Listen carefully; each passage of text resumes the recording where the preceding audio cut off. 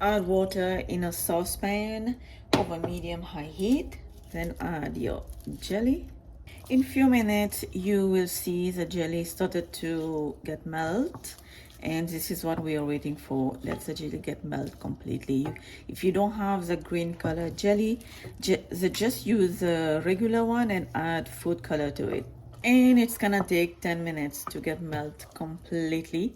And now we are going to add condensed milk. I'm adding the whole can.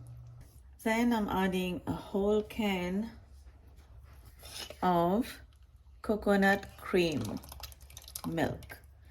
I call it coconut cream because you can see how thick this is. Like, just look at that, the thickness of this coconut cream, but it's just like organic coconut milk.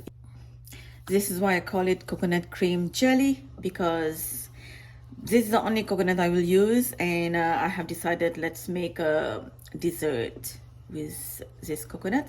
So next I'm adding a can of Nestle cream, and this is a thickened cream. And now just mix and just wait for this mixture to come to a boil. And now the mixture is getting heavier as you move it, and it's also started to boil, and this is how you know this is ready. And now you can turn the heat off.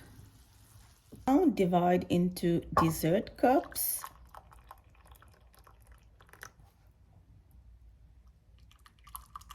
And let it cool completely on a side.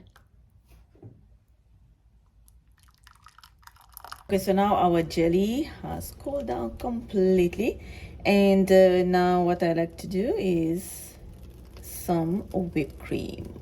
You can do anything you want on top.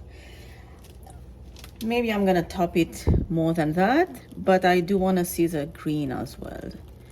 So as much as you want, just add some whipped cream. And here you have your coconut cream jelly, which is so good. And the dessert has set on a wooden board just to serve. And let me show you how good this is. Look at this in the inside. It is so creamy, guys. It is so creamy, so good. Please like, subscribe, and check the full recipe down below in the description box. Just click on the link down below. Click the link down below in the description box for the full recipe, and I will see you next time with another great recipe. For now, bye bye.